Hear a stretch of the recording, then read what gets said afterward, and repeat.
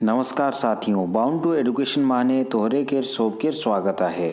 आज की इस वीडियो में हम लोग पंच परगनिया से संबंधित बहुत ही महत्वपूर्ण और बहुत अधिक रिपीट किए जाने वाले प्रश्नों को देखेंगे, जो कि एमसीक्यू के रूप में होंगे, और जानेंगे कि आपके आने वाले परीक्षा में किस प्रकार के प्रश्न बन सकते हैं।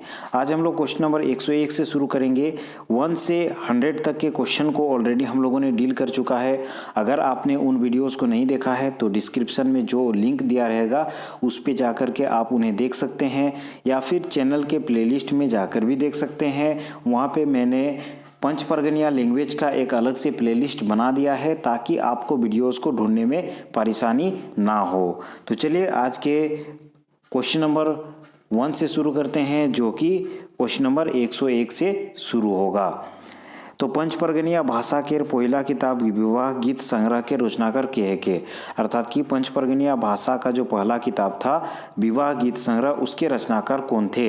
आपके जो ऑप्शन है वो इस प्रकार से हैं: जगन्नाथ महतो, दीनबंधु महतो, परमानंद महतो या फिर करमचंद आहिर। तो क्वेश्चन नंबर 101 का जो करेक्ट आंसर है वो ऑप्शन को हो जाएगा जगन्नाथ महतो। क्वेश्चन नंबर 102 है 1956 ईस्वी महान आदिवासी पत्रिका के प्रकाशन कहाँ लेख होलोक। 1956 ईस्वी में आदिवासी पत्रिका का प्रकाशन कहाँ से हुआ था? खूंटी, तमाड़, सरायकला खरसावा या फिर रांची। तो इसका करेक्ट आंसर ऑप्शन घ हो जाएगा रांची। अधिकतर जो क्षेत्रीय लैंग्वेज से पत्रिका होती थी वो रांची से ही प्रकाशित होती थी, इसीलिए आप इसे याद रखेंगे। आदिवासी पत्रिका का जो प्रकाशन हुआ था वो सबसे पहले कहाँ से हुआ था? वो रांची से हुआ था। क्वेश्चन नंबर 103 है पंच परगनिया भाषा के प्रथम गद्यकार के है के। पंच परगनिया भाषा का प्रथम गद्यकार कौन थे? ज्योतिलाल महादानी, परमानंद महतो, सृष्टिधर महतो या फिर दुखहरण नायक। तो क्वेश्चन नंबर 103 का करेक्ट आंसर हो जाएगा ऑप्शन को, अर्थात कि ज्योतिलाल महादानी जो थे वो प्रथम गद्यकार माना जाता है उनको पंच परगनिया भाषा का। खंडकाव्य रावण बोध के प्रकाशन कबे होलोक? 1990 ईस्वी, 1995, 2000 ईस्वी या फिर 2001 ईस्वी। तो क्वेश्चन नंबर 104 का करेक्ट आंसर हो जाएगा 1900 ईस्वी। तो इसका करेक्ट आंसर हो जाएगा ऑप्शन को 1900 ईस्वी। ठीक है, 1990 ईस्वी। क्वेश्चन नंबर 105 है कि आदिवासी पत्रिका कोई दिने छपत रहे। आदिवासी पत्रिका कितना दिन छपता था? साप्ताहिक, मासिक, वार्षिक या फिर 15 दिने। तो क्वेश्चन नंबर 105 का जो करेक्ट आंसर होना चाहिए वो ऑप्शन को होना चाहिए साप्ताहिक। आदिवासी पत्रिका जो था वो सप्ताह में एक दिन छपता था, तो इसे याद रखेंगे, आदिवासी पत्रिका साप्ताहिक पत्रिका था। क्वेश्चन नंबर 106 है पंच परगनिया भाषा के और नाम का है के। पंच परगनिया भाषा का और किस नाम से जाना जाता है? सदरी, तमड़िया, दिकू काजी या फिर तीनों सब। तो सादरी भी कहा जाता था पंच परगनिया भाषा को, तमड़िया भी और दिकू काजी भी कहा जाता था, इसीलिए इसका करेक्ट आंसर ऑप्शन ख हो जाएगा, अर्थात कि तीनों सब। ठीक है, नेक्स्ट क्वेश्चन पे चलते हैं। क्वेश्चन नंबर 107 पंच परगनिया भाषा के राउर नाम का है के। ठीक है, पंच परगनिया को और किस भाषा के नाम से जाना जाता था? अहिरी, टाइड, राजिया, पयारी या फिर तीनों सोब। तो ये तीनों सोब इसका आंसर हो जाएगा, तो याद रखेंगे तीनों सोब। अहिरी भी कहा जाता था, टाइड, राजिया भी कहा जाता था या फिर पयारी भी कहा जाता था। पंच परगनिया का बहुत सारा नाम है, तो सारे नामों को आप याद रखेंगे।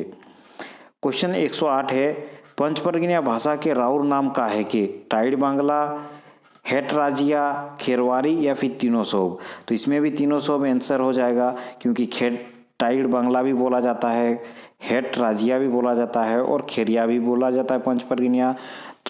तो इसीलिए इन तीनों ही ऑप्शन को याद रखेंगे। ठीक है, नेक्स्ट क्वेश्चन पे आते हैं। Question number 109।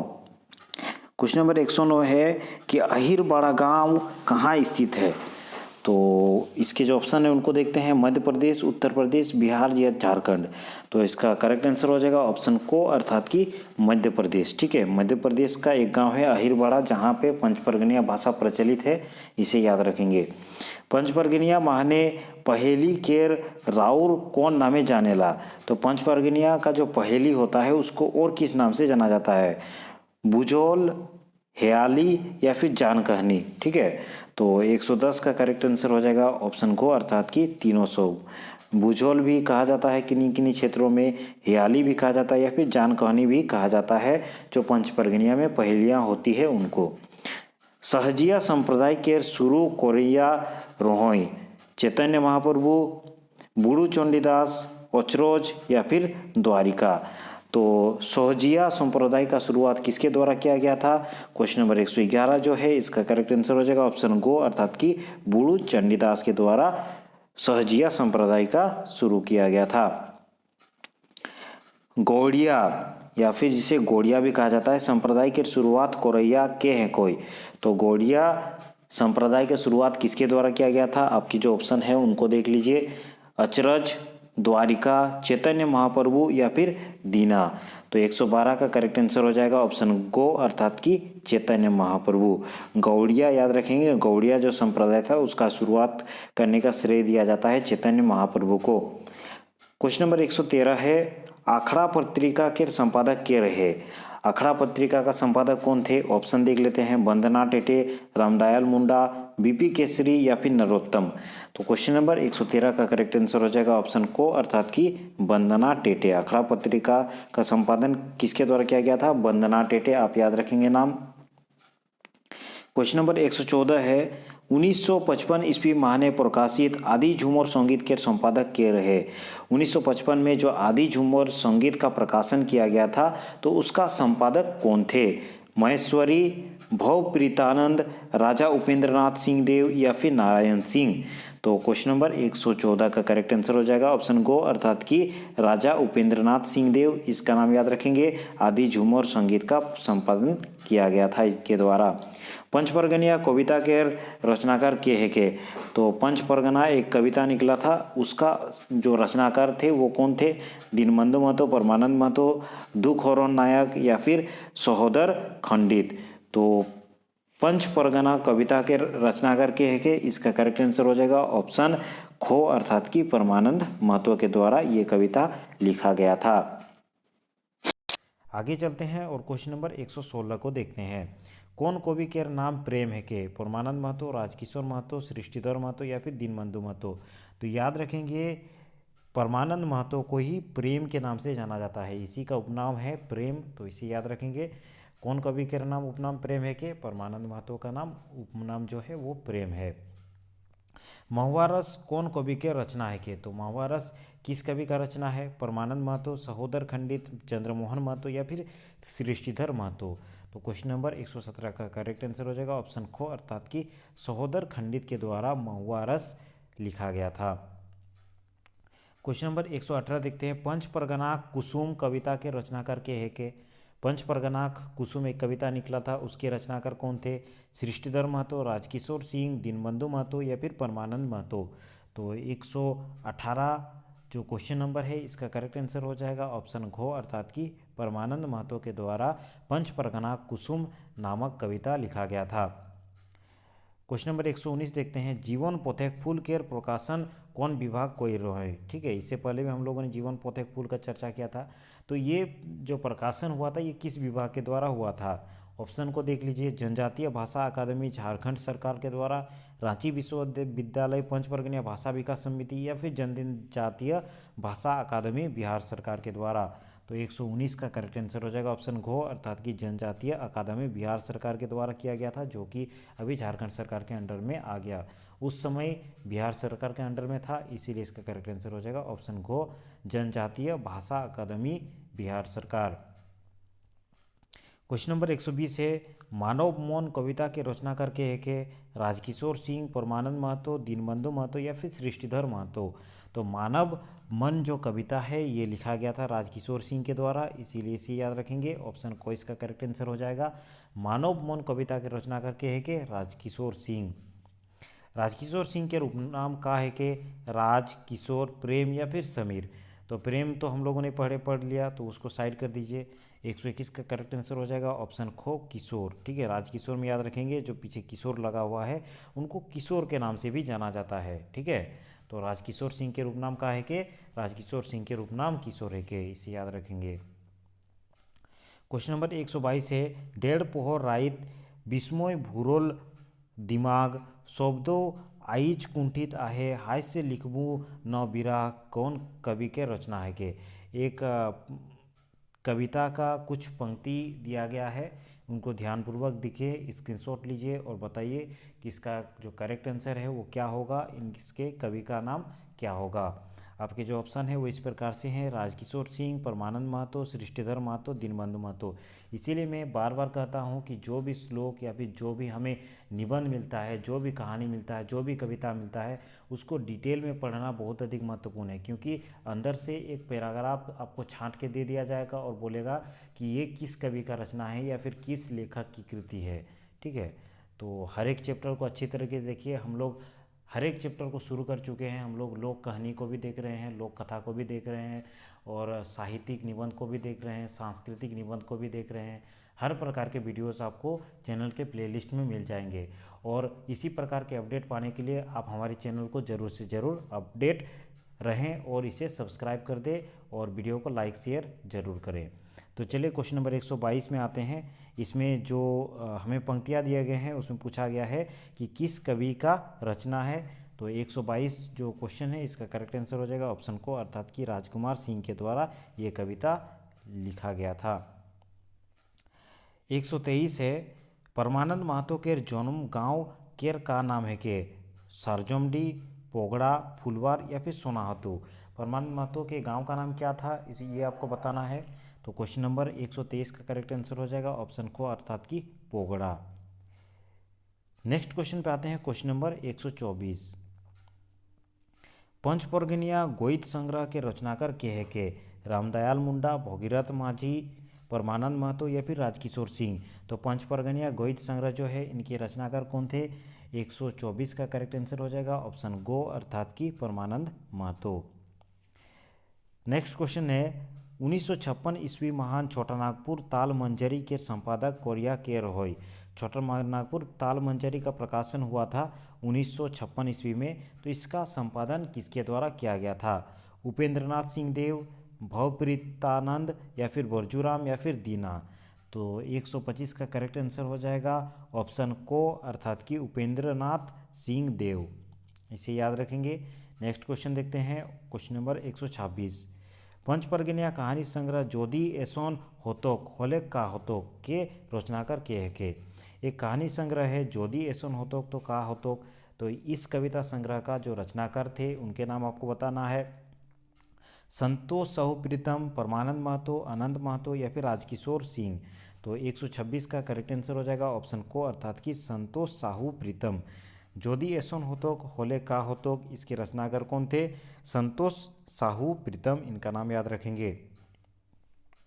क्वेश्चन नंबर 127 है, प्रीतम उपनाम कौन रचनाकार के नाम है के। परमेश्वर सिंह, अनंत सिंह, संतोष साहू या फिर सहोदर खंडित। तो प्रीतम जो उपनाम है ये किस रचनाकार को ये उपनाम दिया गया है। 127 का करेक्ट आंसर हो जाएगा संतोष साहू को ये उपनाम दिया गया है, इसीलिए इसका करेक्ट आंसर ऑप्शन गो संतोष साहू हो जाएगा।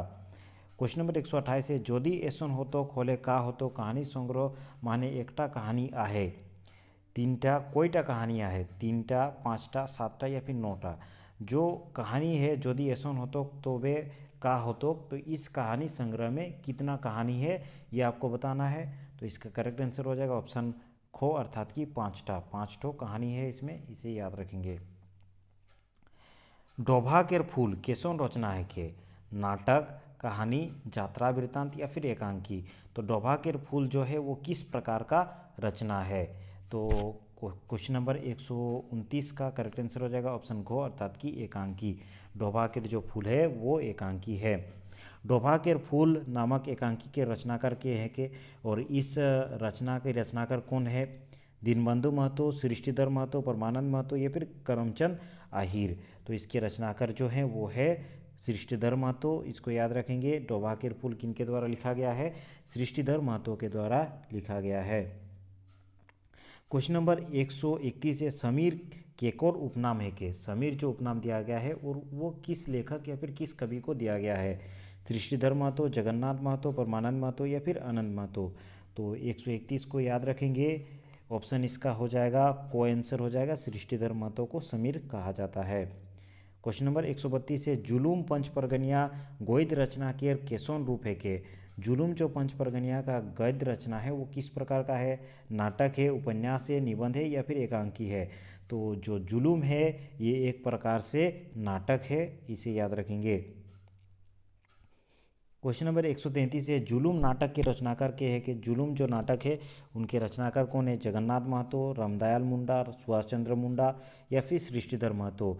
तो जुलूम नाटक जो है इनके रचनाकार का नाम याद रखेंगे, सृष्टिधर महतो, इसे याद रखेंगे। इसका आंसर हो जाएगा ऑप्शन घ।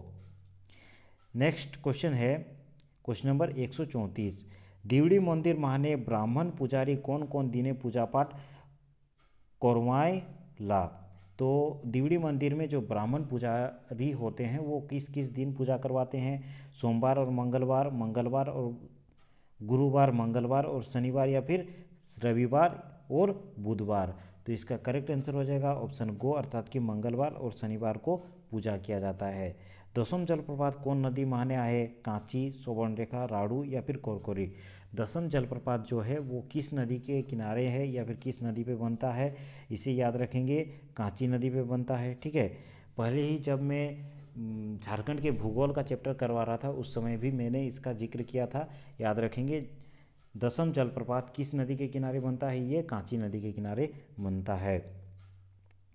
नेक्स्ट है क्वेश्चन नंबर 136 हुमटा पहाड़ कहाँ है? बुंडू, राहे, सिल्ली या फिर बारिंदा? हुमटा पहाड़ कहाँ स्थित है? 136 जो है क्वेश्चन नंबर, इसका करेक्ट आंसर हो जाएगा ऑप्शन को, अर्थात कि हुमटा पहाड़ बुंडू में स्थित है, इसे याद रखेंगे। कौन नदी टा स्वतंत्र नदी है कि जे सीधा समुद्र माने जाए कौन मिलेला? निम्नलिखित में से कौन सा नदी आपको बताना है कि एक स्वतंत्र नदी है जो डायरेक्ट जाके समुद्र में मिलता है? सुवर्णरेखा, कांची, राड़ू या फिर कोरकोरी? तो याद रखेंगे जो सुवर्णरेखा नदी है ये एक स्वतंत्र नदी है और ये डायरेक्ट जा कर के समंदर में मिल जाता है। क्वेश्चन नंबर 138 पे आते हैं। क्वेश्चन नंबर जो 138 है उसमें देखते हैं, दिया गया है हेटे देल बोर्नो माहने केकोर व्यवहार पंचपरगनिया माहने नी होइला। नीचे जो भी वर्ण दिया गया है उसमें से आपको बताना है कि किसका व्यवहार पंचपरगनिया में नहीं होता है। ओणो, तालेबसो, अक्षो या फिर सोब? तो आप अगर मेरा इससे पहले व्याकरण का चैप्टर किए होंगे तो आपको पता होगा कि इसका जो करेक्ट आंसर हो जाएगा ऑप्शन घो हो जाएगा, सोब। ठीक है, इन तीनों ही का उपयोग पंचपरगनिया व्याकरण में नहीं होता है। पंचपरगनिया माने पैसा का रूपे लिखायला? जो हम लोग हिंदी में पैसा लिखते हैं उसको पंचपरगनिया में किस प्रकार से लिखा जाता है? पैसा, पैसा, पैसा या फिर पेश? ठीक है, तो आसान सा क्वेश्चन है, इसका करेक्ट आंसर हो जाएगा ऑप्शन को, पैसा। ठीक है, पैसा को किस प्रकार लिखा जाता है? पैसा लिखा जाता है, इसीलिए इसका करेक्ट आंसर ऑप्शन गो होगा। नेक्स्ट क्वेश्चन है क्वेश्चन नंबर 140 चंचल मन कविता के रचनाकार के है कोई? चंचल मन जो कविता है इनके रचनाकार कौन है? दुखहरण नायक, परमानंद महतो, शक्तिधर अधिकारी या फिर सृष्टिधर महतो? तो याद रखेंगे जो चंचल मन है ये लिखा गया है दुखहरण नायक के द्वारा, इनका नाम याद रखेंगे। क्वेश्चन नंबर 141 पे आते हैं। तो कुछ कविता के पंक्ति दिए गए हैं, हमें बताना है कि किस कविता के पंक्ति जो है ये है।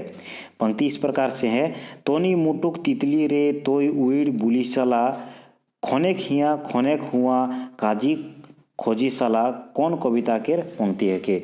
ये कविता के पंक्ति दिए गए हैं, आपको बताना है कि किस कविता का पंक्ति जो है ये दिया गया है।